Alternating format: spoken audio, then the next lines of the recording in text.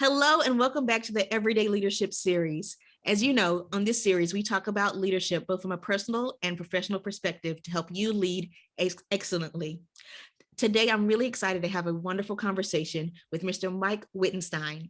He's a strategic advisor to leaders who set big goals and a creative driver to teams charged with attaining them. He's a visionary thinker known for successfully launching new services, experiences, and businesses. Mike, welcome to the Everyday Leadership Series. It is so cool to be here with you, Rochelle. Thanks for having me. Oh, it is my pleasure. It is my pleasure. You know, we were having a ton of fun before we even got started here, laughing and joking, getting to know one another. I'd love for you to just kind of tee us up as we get started here. Tell us, what does leadership mean to you? You know, I've had some really good leaders in my past, and I've had some terrible ones that I've had to follow in school, in professional, in sports. And it's so interesting to me that there's so much talk about leadership. I think that the most important thing about leadership that you can do is learn how to make the future clear for folks. Because the other side of leadership is change. Because usually you're leading people into something that requires change. And most people like to put the brakes on, or they're afraid. So leadership isn't just boldly stating a goal and, telling people to go where no man has gone before, stand in front of bullets, go to the moon. That's inspirational. But real leadership today in 2022, because everything is new and we're all being asked to do first of a kind work, is to clearly articulate the future. That's leadership. And that means that you have to understand what's going on in the minds and lives and work lives of your people so that you can paint a picture that they are a part of instead of you just telling them what to do. You can more show them how they can be in a new world of work. That to me is like really cool leadership. Oh, I think you're the first person that's talked about the other side of leadership and how you're really, dare I say, shepherding people through change. And to your point, change is scary because it's new and it's the unknown. So talk to us a little bit more about how can we make it less scary for our teams and the people that we're leading? Because, change is a constant, but it's also a scary constant. Well, let's, your audience better than I do. Give me a situation to work in, like what size is the company, how old is it, that kind of thing. And then I'll tailor my answer so that it'll work for that group and everybody else can kind of adjust, but let's not leave it so open. Absolutely. Well, there are lots of different people that are tuning in here. We have everything from high-level entrepreneurs to people in the C-suite. So let's kind of split it down the middle. Let's say it's a mid-market company. They have $25 million a year in revenue, and it is 200 employees. So, they're pretty profitable, but not, they're not, they might be listed on the OTC at best. All right. And how old are they as a company? I don't know, 5-10 years old, somewhere around there. So not that old. Okay. All right. So the company's, it survived past that 5-year statistic, where most people don't make it past 5 years. With 200 employees, you've either got a lot of people doing the same thing, or you've really grown an amazing business, especially if it were in professional services or something like that. If it's pool cleaning, you probably have 200 pool cleaners. Okay. So the first thing a leader can do is really get to understand the people that work for him on the inside. But before doing that, the leader has to understand himself or herself, because you can't love people more than you love yourself. You can't understand others unless you understand yourself. Once you get that part down, and that's a whole psychotherapy thing, that's like another podcast, right? Okay. It is a whole nother episode. But if the leader's not spending time with clients, nothing can go forward relatively well, because the clients are the ones that are going to give the early warning signals about what they need that's a little bit different. One of the jobs of the leader is to interpret what's going on in the outside world so people can understand. If the leader just has an idea and shares it with 250 people before it's clearly articulated, baked, verified with clients, tossed around in a small circle of internal folks, the chances of it landing well are not that great. And what happens with leaders who act that way, or behave that way, I should say, because they're actually acting in what they think is everyone's best interest. Let's give them the benefit of the doubt. What happens is people get jaded over time from their previous employers or from the current employer with 200 something people in it at $25 million. if the leader is like barking orders and has the idea of the minute, they kind of, they can't gain traction in people's minds. There's no place to go. It's like, would you want to see Avengers version 22? No, there's just not that much in it. It's just another iteration. So the leader has to know him or herself. They have to spend time with clients, hours and hours and hours in their offices, in their stores, on their trucks, in their warehouses, whatever the business is, they have to know customers. R.H. Macy, founder of Macy's, was known for walking around the showroom all the time. And he'd walk up to a woman he didn't know and say, "Hi, I'm R.H. Macy. Why did you pick that shade of lipstick?" That's how specific his questions were. And he had a way about him that was not like creepy. You couldn't do that today without getting a real weird look. But people kind of knew who he was. You know, they used to put the founders' pictures on the walls of all the stores and stuff. They don't do that anymore. But he would find out all kinds of things like, "Oh, I'm going to a wedding," or "My husband likes this," or "I wanted to try something new." And that gives him insight about what's going on in that client's mind. And he could sell in the moment, ask another question, bring over a sales associate to try to help that woman see, but there's another line that might be better for her. And he could do that in any department in the entire store. So when leaders are actively engaged with their customers, it sends a signal that the business cares, that the minds are open, and that they're being heard. They can surmise that the business is there to create value for them. And I propose that the purpose of any business is not to make money, and it's not to create customers and all that other stuff you hear. The purpose of a business is to create value for your clients. Everything else is a ramification of that. If you do well at delivering value for your clients, then you deserve to keep some. That's kind of how it goes. All right. So you got to spend time with your clients. Did you want to ask a question? I can talk for a long time. No, I did want to dive deeper into that, because I think this is this is an angle that we haven't covered just as yet on the series, is, the relationship between leading your team and engagement on the customer front, right? Mm-hmm. Because while businesses may not exist for customers, the reality is, they need to make dollars or pounds or euros or some sort of currency in order to stay in business, right? But I think that that's really interesting, how if the leader themselves are very engaged in the client experience and really understanding their motivations for product selection or not, and how that really communicates a commitment throughout the entire organization. Before we started recording, I shared that I'm an engineer, and actually kind of as a liaison to this position now, obviously with the Everyday Leadership series and, doing mm-hmm. leadership consulting, I was a liaison between the laboratory and the marketing side in corporate America. So really, translator. A translator, exactly. So I can make this nerdy scientist thing, that's product, but how do I actually make it so that it's viable out in the marketplace, so that customers actually desire it, so that it's actually profitable and a value add in the overall business? Yeah, don't say ooze, say effervesce. Yeah. Exactly. What do people actually want? Because if you're selling people what they want, as opposed to what you think they should buy, then you're actually able to make better sales, and it's better positioned in the marketplace. Go ahead. That is such a blind spot too. And you've probably heard that the secret to learning is unlearning first. You kind of get that idea, because mm-hmm. we all carry mm-hmm. around these patterns that we've had. Oh, so yes. Blind spots are the biggest danger to people at the very, very top. They say it's lonely at the top. And one of the reasons is people tend to hire others who are easy to work with. And sometimes, not always, but sometimes that turns into, "Yes, ma'am. Yes, sir. Of course you're right. Great idea, boss." Yeah. Sometimes it's a crappy idea, and somebody needs to tell them. So mm-hmm. when the boss, the leadership team members are out and about, it does more than just give them information. Right. It communicates, like we talked about, a value set and a way of working to clients. But the people inside are watching that behavior and realizing that it's okay to bring in information from the outside.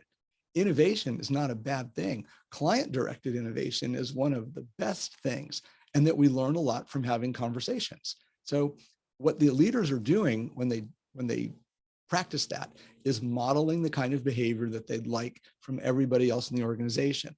Once the leaders, the leadership team, and the folks in the little study circles afterward get a sense of what that is, everyone is more aware of what the customer wants, and they naturally kind of move more in a customer-centric direction. So if you're trying to get chemicals and marketing and labeling and ship dates and all this stuff to work together, if everyone understands what the customer is looking for, they can all make decisions in light of that goal, rather than what's easiest for my department is blah, blah, blah. I went to a bank the other day, my regular bank. I'm not going to say who it is. And I told the guy at the front counter that the lights out front are out, okay, because they just rebranded the bank. And he goes, oh, that's probably because there were a whole bunch of problems when they did, the conversion. And he stopped. Why didn't he write that down? Why didn't he share that with somebody else? He just like problem solved that it was a problem after I told him, because I drive by, after hours. He doesn't. He goes home and lives in a different neighborhood. Right. And it was just so bizarre to me that he wouldn't like capture that information and pass it on or thank me. So the kinds of behaviors that you want out of your team as a leader, the kinds of things that you want them to do, the more you can manifest those in your own behavior, the more you can model them, the easier it is. You don't need as many communiques and PowerPoints if you'll just be the person that you'd like everybody else to kind of be. Yeah. You mentioned, you've alluded to in the last two of your answers, I think you call them story pods or a micro team. Basically, it sounds like a small group of people where you pre-vet an idea before, I'm going to say, it goes on a roadshow. Could you speak a little bit more about that? Sure. I've never heard story pods before. It sounds like seed pods or something. I'll take two, please. So here's the deal. We usually think of the business as working like this way. It's very, very mechanical. You're an engineer, so you want the gears to mesh. You want like 500 eggs to get processed per hour, not 501, not 499, because down there, you want to fill up the cartons and not have eggs fall on the floor. Okay, so it's all about doing like this. When you're making changes, it's easy to say, oh, we should up our production by 5%. You do the numbers, it makes a lot of sense. But if you don't check with all the people up and down the line from the time those eggs actually make it into the store and give them a voice, you won't know if your idea is any good or not. And you won't know if there's an even better way to do it. Because sometimes the boss is good at finding patterns early and he or she sparks this cool new concept, but the other people are the ones who finish it. So if you build in these open dialogues between small sets of people that kind of get bigger and bigger, you can get the crap out and then work on the better ideas. Pharmacy companies finally figured out how to do that. You've probably heard it said that it costs like $1 billion to bring a drug to market. Right. It used to be a lot more. They finally learned that they don't have to keep pursuing compounds that kill people and animals. They put artificial intelligence on taking those compounds out of the research development so they can put their resources on something that has better chances of success. And we need to do the same thing with our business ideas, whether it's increasing the number of eggs that we ship, or it's changing the way we do professional services, or it's doing digital transformation on a 50-year-old process, whatever it is. If you bring more people into the process and you encourage them to contribute and you create a safe space for folks to voice their ideas, and you put in some basic rules like first listen, and then do no harm, and then figure out how to do it even better. Just basic stuff, which I'm sure you have other people talking about. It just makes for such a more enjoyable workplace, and more stuff gets done more easily, and people don't resist as much about the change. They want to be a part of making the change.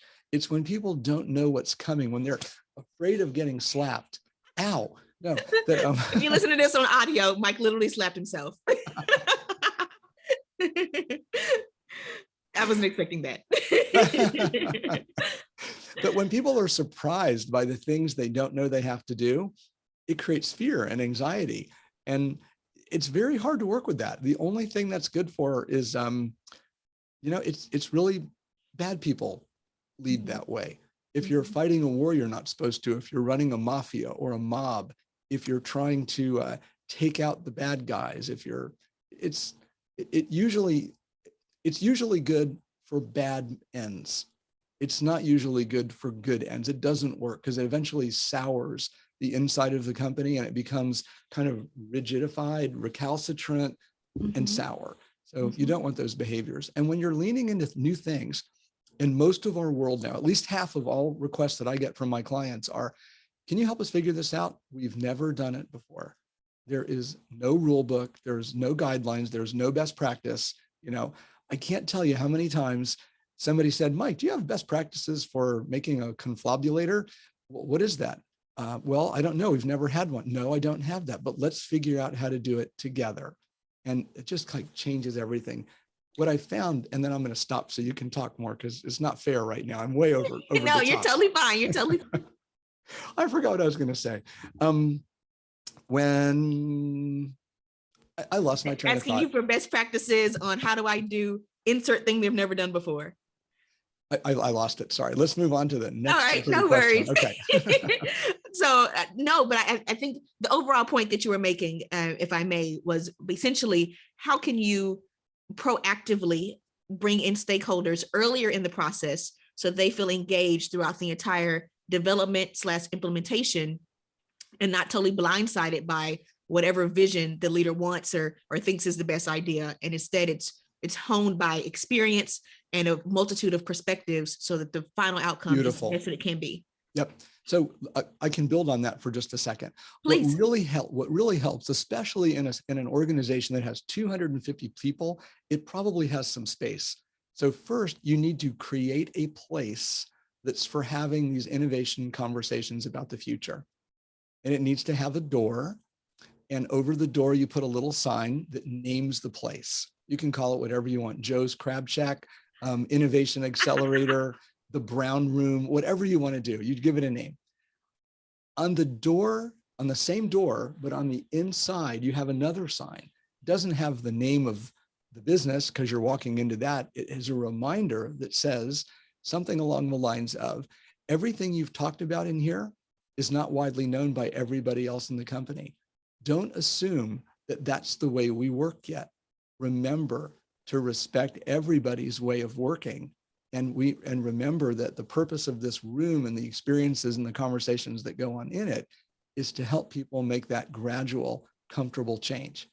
So what that does is it makes it so that when people talk about the future in their own minds, they kind of synthesize this other business and they work on that. They work on the model. They analyze it. They have conversations about it, but they don't take it out to the general population because when they do, when ideas eke out early, only a few people know about it and others are left in the dark and they end up resenting or feeling stupid or wondering why they weren't included. The other thing that you can do is name the steps in the process. So if the boss is going out to go check on customers, you come up with a name for that. The boss is going out to do customer checks, or he's going on patrol, or he's going out, with a little knapsack and he's going on, some kind of Hebrew word is tiul, or he's going on a hike or an exploration or something like that. So if you name the different stages of the conversation, just like you would do in any kind of innovation process, people know where an idea is. So usually there's it's just like a sales funnel. There's a starting point where you can throw just anything in. I'll share with you one of my favorites. It's idea, brief, plan, and do. So an idea, anybody can contribute. And all you have to do is scratch something down on the size of a napkin and it's an idea and it gets logged. Then if you want to, and again, no holds barred, anybody can do it. Anybody can build on anybody else's work. You move to brief. And a brief is a deeper description, probably a couple of pages, might cover a better description, talk about situations that you could use an idea, talk about the impact, the complications, the budget, anything that comes to mind. Briefs are stored, but they're also viewed by the people that are doing the work of the future for the business. When they see something that they like, they'll say, we probably need to turn this into a plan. It doesn't mean that it's going forward. It just means they're investing more resources to get the detail out to go to plan. So usually the people that came up with the idea and adjusted it are part of it. They capture all the information they can. They squeeze those people like a sponge in a friendly way to get all the good ideas out. Then they might put other people on it who know more about machining processes or chemical or marketing or partner relationships to see how that might fly. When the plan is done, it sits. There's no reason to move it forward until it's called into action. And then you do. So what that does is it creates kind of the old word at IBM was a stage gate. I think that's an innovation management term. Yes, I was going to mention the same thing. Yes. Yeah. So when people know where the idea is in the process and you give them feedback about that, they know what their contribution was, and they know they don't have to wonder about what happened to it or where it is. Often between the brief and planning phase, ideas get combined, meshed together, chopped up. They come out looking very weird compared to when they went in. And between plan and do, there's also a lot of testing and adjusting and things like that. But just the idea of having names for the place, rules for coming in and out, and names for the different stages in the process really helps. So everybody can be a part of seeing you know what it feels like, Rochelle? It's like going to a car wash as a kid and standing up on a box so you can see through the glass and watch the cars go through. There's a spectator effect. Exactly. And that makes it so much more interesting. You get to see how the world works. And it happens at a pace that you can understand it, rather than getting an unexpected PowerPoint the next day with your new responsibilities and no sense of context about how that fits in. No, I think that's really good. And kind of to your, you were mentioning how IBM and other, I'll say more tech focused firms, or let's say hard science focused firms, may focus on things like the stage gate process. One of the things that I help my clients with is, if you focus on the stage gate and these project management pipeline tools, a lot of times the leadership of the people that are involved in it gets lost. And so it's very easy to just focus on project management as opposed to people leadership. So I'd love for you to comment a little bit about how the dichotomy between that, and how, because it sounds like one of the things you advocate for is leveraging these processes for project management as a tool for transparency, if I'm hearing you correctly. And so I'd love for you to speak about that a little bit more, about how do you maintain the person-to-person leadership, okay, in light of right. all of these project management ideas or pipelines, or however we'd like to phrase it. I'm really glad you shared the word transparency with me, because that was not my intent, although it is my belief. So I'm glad that you brought that up. Thank you. My pleasure. The way I'd like to integrate these things is to talk about learning. One of the ways that managers, whether they like their employees or not, whether they're from the same department or not, whether they're from a different generation or a different geography, it doesn't matter. Leadership is a lot about showing that you care about other people, and doing that in a way that's authentic, without like memorizing the names of their children and their pet goldfish, and bringing these topics up even when people can tell you're not really interested and you're following a method. That stuff doesn't work.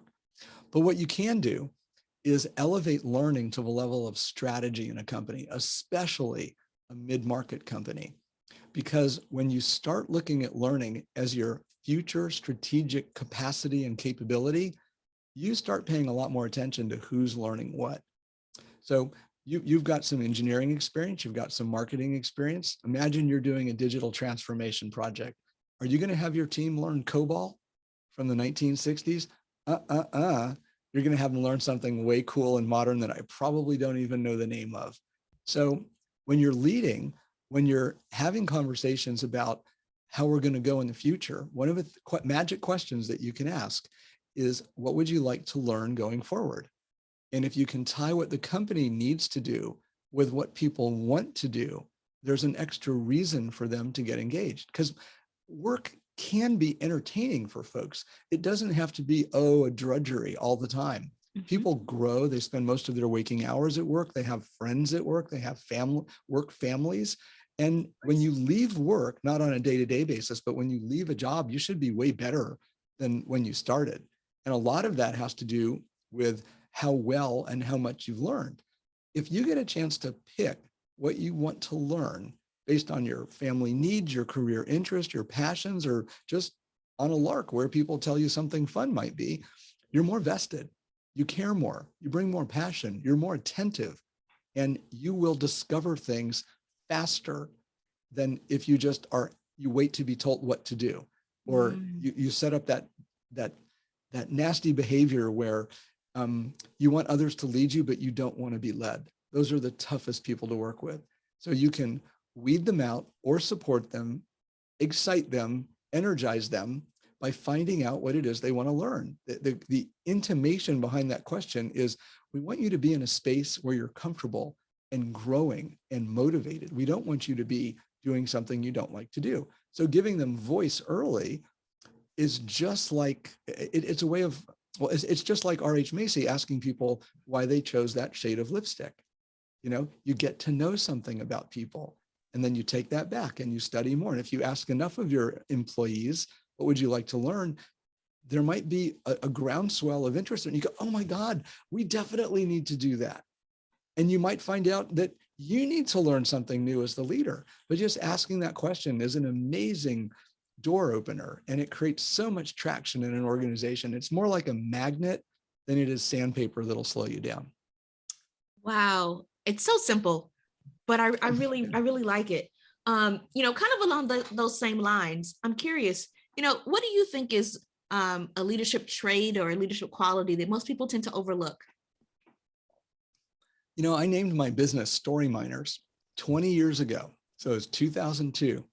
And we named it Story Miners because my partner and I were good at finding the soul of a business. We were brand storytellers. But, you know, so much has happened in the last 20 years. I've learned so much about story because people have assumed every year, every decade that I know more than I do. So I've kind of been interested in learning more about that. You must be an expert. Well, I don't know if I consider myself an entertaining storyteller, but I am wicked good at using story as a way to express strategy. Because what is your strategy if not a story about what you want to happen in the future? So what I've noticed from going through Toastmasters and the National Speakers Association, earning those credentials and speaking 1,000 times and all of that is that stories are very powerful devices. And it's not like a bedtime story or a limerick joke that always ends in a cuss word. It's not that kind of like storytelling that makes you go yuck, yuck, yuck. It's more about defining a future that people can believe in and see themselves in. When, who was the guy that did Avatar? Do you remember the tall blue people? James, what was that? We should look it up. Okay, I'm going to call him Joe. Google quickly. Okay, Google it. Look, I don't want to say the wrong guy. So anyway, whoever was James Cameron? No, that was Titanic. Maybe. You're talking to someone who honestly has not seen an actual movie in like a decade. So I am really the worst person to ask this question to. Well, I know some people whose podcast you could be on. Okay. So all right. So let's just imagine we know this person's name. Avatar was probably one of the best told stories. It might not be the best story in the world, but those tall blue people that you haven't seen yet were written about by a team of folks who actually created the entire culture. Very similar to Star. Go ahead. Yes, James Cameron. James Cameron. All right. So Disney does this. Dramaturgists do it for period plays, things like that. They create kind of this Bible book that has all the conditions that the Na'vi people in Avatar might come up against. It's got their religious practices, their beliefs, how they raise their children, what they eat when they go to bed, how they settle arguments, sexual stuff. Everything is in the book so that whenever they're designing a scene, well, let's look what the Na'vi people do, and it's always on brand. What happens when you tell stories that way is just like when you read a good book. Most of the actions in here and in here, you discover how they are. You're not told how they are. Did you see the difference? Yes. Yeah. Okay. So one allows your imagination to come into play as well. Yes. And it lets you be part of the story. So in one of the most successful story arcs, and there are a whole bunch of like, tragedy, drama, dramedy, comedy. There's all these different ways that you can tell stories, and there are lots of books about it. One of the best is by Robert McKee. It's simply called Story. It's written for, people that are doing screenplays mostly, but all the tools that you need in one book are right there. Okay. But the leadership trait that's so important these days is being able to tell a story. And it's not so much a story about the past, because our futures are not going to be like our past. The poor Ukrainians are not having a tomorrow that was like yesterday. Every day is different. And we're all facing businesses that are different. When you're called into projects as a leader, or if you are a leader and you're asking other people, chances are you are working on something new because the world has changed. Supply chains have changed. Expectations have changed. What your customers want is new. The value that you need to create for them is new. The capabilities your businesses need are new. So if you can use a story and put your employees and your customers and your partners and suppliers and board members in as the heroes, they get to be Harry Potter and they get to transform and they get to beat Voldemort. Oh, you're not supposed to say that, I think. But anyway. No, I think that's fantastic. Because I think a lot of times when we think about storytelling, it's how can I leverage story as a way to get my idea across? I was speaking with another person in the series a few days ago, and they were talking about the use of parables, and how people like Winston Churchill and Jesus were really wonderful storytellers in parables in order to get concepts across, which is an amazing point. But I also love this layer that you're adding in that if I can allow people that are critical to my team and my success, such as customers, employees, so forth and so on, to see themselves in the story, and now they can make it their own. So it's almost taking the idea and letting it go one step deeper, because now they're getting to have ownership. Yes, it's not only one step deeper, it's one step further. Because when you tell a story or a parable about a young boy who suffered a terrible misfortune, and that forced him to go left and then right, and he became so good at something, you might feel like, oh my gosh, that's me. I can do better too. Right. But what should I do? Where should I go? How should I believe? All those other things are left to happenstance. There's no coordination. There's no alignment around any kind of future goal. And if you're only listening, I'm pointing at that future goal right now. And you want everybody to get to point B. So if you don't articulate where point B is and where the stepping stones and the landmines are, and what kinds of roles you need people to have, and how the technology tools in the future will work for them, and how our customer relationships will be different, and what the store will look like, and how the Internet of Things forklifts will operate from a joystick instead of from you having to sit in the cabin. All those things, if you paint those into the picture, into the story, what happens is your people go, oh my gosh, you've really thought this out. I want to follow you. And you know what? I think that idea of the joystick, why do I have to walk around with a joystick? Why can't I do that from home and be a remote worker? Because I'm already good with my video games and I got my special chair and my ultra wide monitor. I can work from home. I can work from the Philippines if I want to and still drive that. I just have to wake up early. So stories help people go forward. Parables help people kind of remember the past. It's okay. Here's the bottom line. In my opinion, in 2022, for changing organizations, it's the leader's responsibility to paint a clear picture of the future. That's not the way it was 5 years ago or 25 years ago. Back then, back when I was in big corporate, I would hear things like, all right, we got to get sales up 15%. We got to get travel down 5%, and 2 of you have to leave. It was always about like constraining resources. That was the idea of becoming more efficient. Well, you know what? That doesn't work. It's short-sighted. It means the leaders are out of touch. And you put anybody in front of me and I'll tell them the same thing, unless they're in a business that doesn't change, or they're doing a one-of-a-kind mission like sending up the Webb telescope. I have nothing to share with those engineers.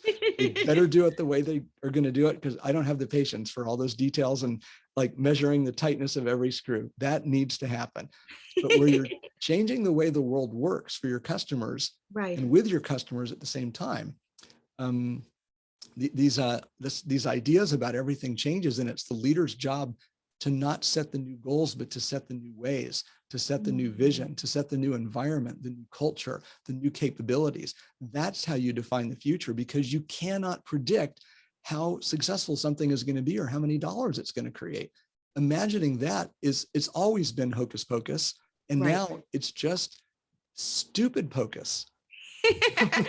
No, this is, and I know we're running short on time, but I know before we started recording, we were having this conversation about how, I'll call it how mindset is just one concept and the overall, let's call it the palette of leadership, and we're certainly talking about that here in terms of, there's storytelling, or let's say, I like the distinction you made between parables as a way to remember the past, and almost an archival method, versus storytelling can be used to really clearly define the future in a way and level of detail that I don't think many people take the time to do. Like you can create a project charter and all that, but that's not letting me know with clear distinction to this Avatar movie that apparently I must see. So I'm going to put that on my list. So whoever listening, please don't judge me for my lack of movie watching. I'm terrible. Like, I'm a person who has not watched TV in like 3 years. Yes, even before the pandemic. And then when the pandemic happened, literally put the TV in the box and yeah. Good for you. Good for you. So, yeah. Like actively no TV. Like, no, I like to control my inputs. But I'd love for us to chat a little bit, very briefly about this how mindset plays a role in this overall palette of leadership. Because there's so many different things that we talk about that are kind of in silos, and it's hard to put it all together in a more cohesive story. Sure. So I'd love to hear your thoughts on that. Did you go to the, I forgot what it's called, the Monet thing, where you could like watch the paintings move and walk around? And it was Van Gogh. Oh, the Van Gogh exhibit. There is a Van Gogh exhibit. Right. I wanted to see it, and it was just a scheduling thing, but it was here in my city, and I did want to see it. Okay, so imagine that you're looking at Van Gogh now, and you kind of get a certain color palette. Now imagine Monet. Now imagine Picasso. Now imagine somebody else. Every artist has their own palette. Every leader has their own palette. And each one of those colors represents the tools that you've become pretty good at, because you paint with your palette.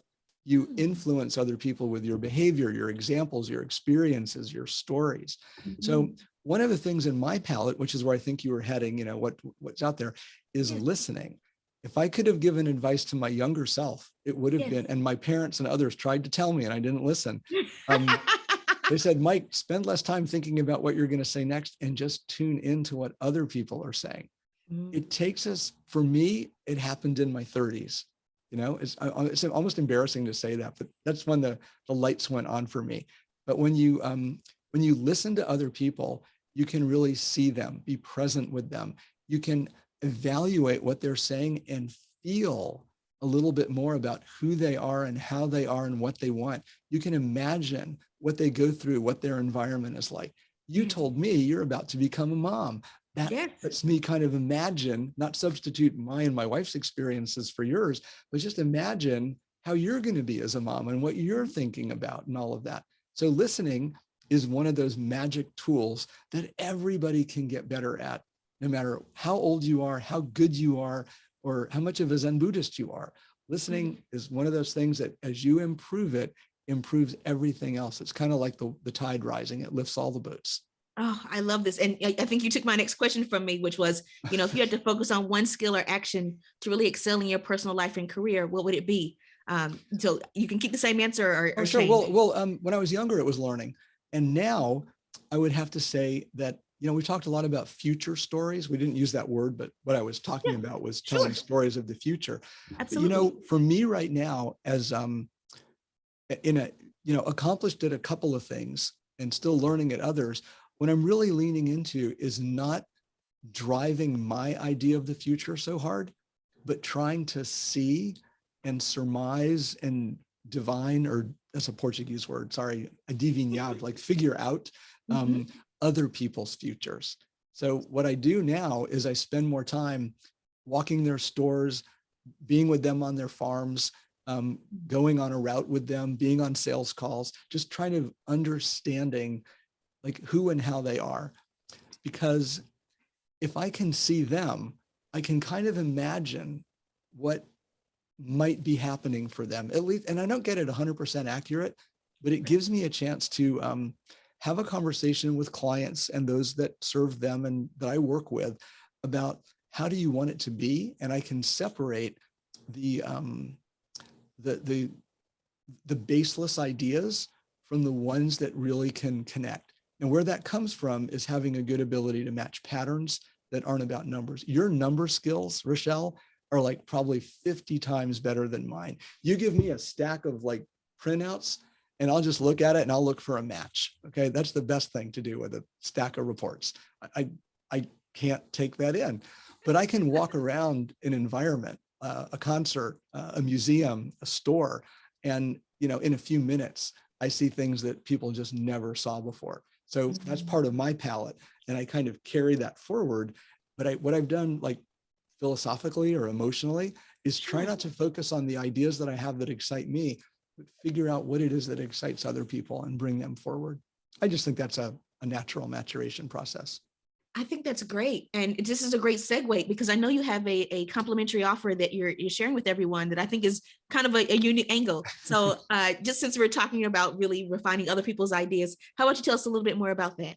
Sure. Well, I don't have a course to sell or anything like that, but I really enjoy great conversations. I am looking for new business and to meet some really sharp folks, especially those that might need some of my help. So what I've done on my website, which is storyminers.com, www.storyminers.com. What I've done is I've added a special page on the website that you can't get to unless you know the URL. You can't navigate there from the homepage. And it's called You Ask Mike Answers. So storyminers.com/YAMA. And it is what it says. There's a little piece of software on there. You click on it on your phone or on your computer or your tablet, and you ask a question. You get 2 minutes to ask anything, and I will answer you, usually in about 24 to 48 hours. And you'll get no sales pitch. You'll get no BS. I will just take your question at face value and I will answer it. So think for a second about what you might want to know. If you've got a challenge at work, if you've got a question about future story, if you've got a boss that's difficult, whatever is in your way between where you are and where you're going or where you want to be, that's usually good grounds for a question. And please don't spam me. I don't think nobody's done that by video. No, but if you'd like to, I think that's a great way to get to meet people because there's so much automated marketing going on, and you've probably had people that are doing some of that anyway as one of your guests. But I much prefer working person to person. I've made a decision in my business to do professional services and not turn it into something where I'm not present. So that's my answer. storyminers.com/YAMA. And thanks.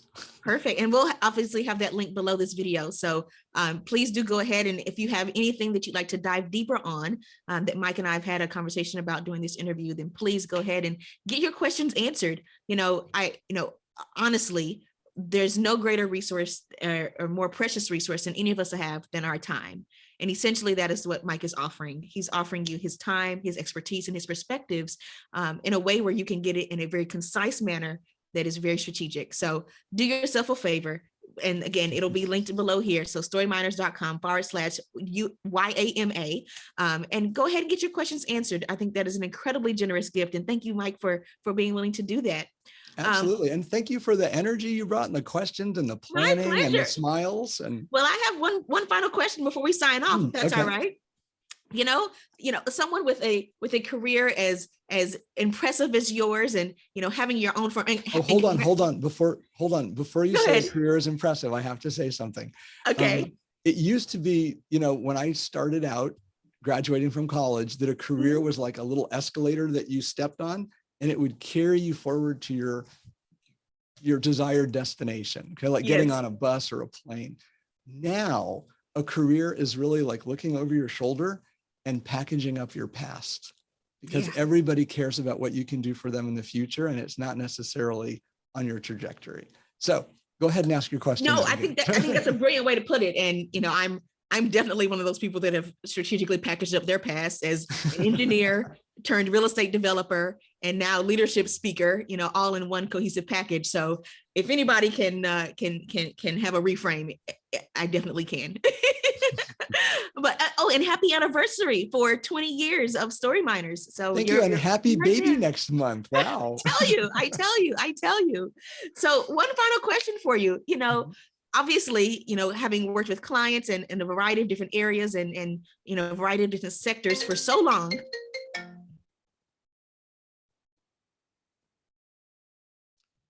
Just ask again. Yeah. So, having working with so many clients in a variety of different sectors for so long, tell us, what do you consider to have been your secret weapon for success up until now? Oh my gosh. Um, This is Mike I'm behind the scenes. okay. I'm trying to think of what clients have said, because every couple of years, I'll reach out to some of my clients from even 5 and 10 or 15 years ago, now that I've been around for a while. Sure. And sometimes I'll hire Trisha Malloy, who is amazing at like talking to clients and getting their perspectives and kind of putting it into a small little soundbite. She's awesome at that. And what I'm hearing more and more is, Mike, the thing that you helped us with the most is just restating what we said. It's the Mm, reframing, because it turns out it's an amazing thing to be able to do. When I talked about the whole repackaging thing, you used the phrase reframing, and that's exactly what you did. You reframed what I said, but you mhm, did it in a way that people see the language differently. mhm, And when you create language for something, it introduces possibilities. mm. If you don't have words to say that something can happen, if you don't have the logic and the emotion to get people there, it ain't gonna happen. I live in the South, so I can say ain't, even though that's not I'm my from Texas. thing. Ain't as good with me. Okay. I love it. I love it. When you create language for something, you create possibility. That Yeah. Remember we did that with that innovation thing? We talked about we idea, did. brief, plan, do, and there was the name Mhm. for the room, the Brown room, the innovation accelerator, whatever you want to call it. That creates space, language creates space in people's minds. And once it's in there, you can start filling it, adding to it, Velcroing stuff to it, and that kind of grows. This is going to sound weird, but it's the same thing that gets dictators in power. It's the same thing that works with cults. Mhm, People like they get this idea and it kind of grows and grows. You can say fester if it's a mhm. really bad sense, but you can tap in to that the power of each person's mind and get them to help you build on the ideas that you both want and that your clients want. So if you take a steward's approach to it, it can be very, very powerful, and it can make things happen a lot faster. I encourage everyone to try that out. Oh, thank you so much for your candor and your willingness to share, Mike. This was an amazing interview. I know I had certainly a good time, and I loved our the dialogue here, because to your point, that when you're able to hear how someone else presents information and then reframe it and interpret it for yourself, it becomes that much more powerful and, dare I say, actionable as well. So I know that for me, this was wonderful. I certainly have pages full of notes, and anyone else that is listening or watching, I'm sure they do as well. Can I add one last thing? Please, I was just And, about to you ask. just made me you just made me think of this. My Um, pleasure. what what makes a really good story work, and what makes people work, what makes their thinking evolve, is not when you tell them things, but when they make an authentic discovery. When you find something out for yourself, you believe it more. It's not confirmation bias or any one of the 5,000 other biases that we've learned about since the election and the pandemic and all the crazy stuff with Russia. Right. Um, it is this notion that when you connect A and B, you believe it. If you've got the evidence, the situation, if you see that it's right for you. So an epiphany is kind of like a discovery. And my definition of an epiphany is, and I haven't read this elsewhere, and I'm sure there are other, maybe better definitions, but it's when you learn something new, you decide it's right for you, and you change your behavior instantly. So you can't make epiphanies happen for other people, but you can engineer experiences that let them make their own discoveries.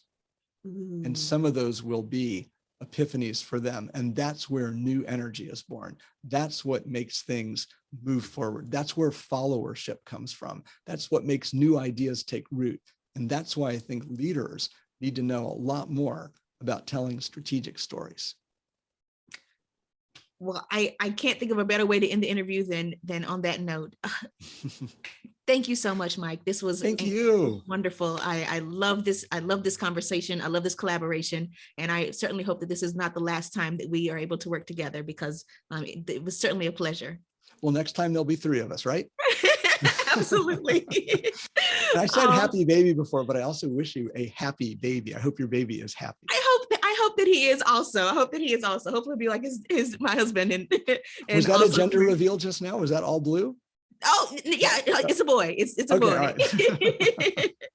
Fantastic. Well, thank you again for your time, and please do have a great day Pleasure. ahead. All right, be well. Bye-bye. Bye.